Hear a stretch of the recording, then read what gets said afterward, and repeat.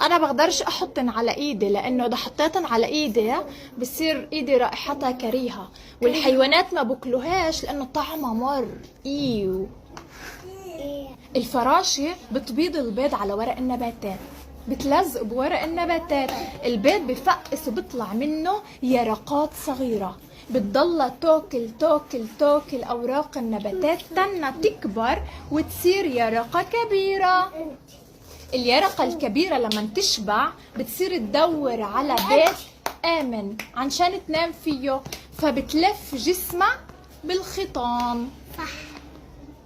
وبتصير اسمها شرنقة. شو اسمها؟ شرنقة. بتضل نايمة أسبوعين وبتتطور وبتتحول مثل أمها وأبوها فراشة.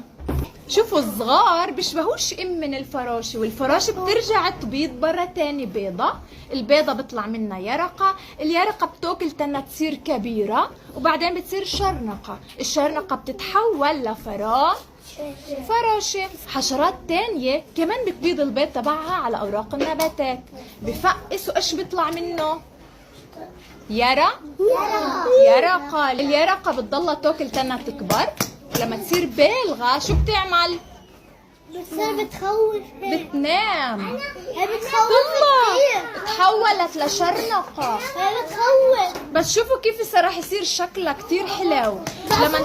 لما تتحول لشرنقة هي بتلفش جسمها مثل خنفساء الطحين، هي بضل جسمها مكشوف، شرنقة مكشوفة ما لفتش على جسمها، وبعدين بتتحول دعسوقة. شوفوا الصغار بيشبهوا امين؟ لا.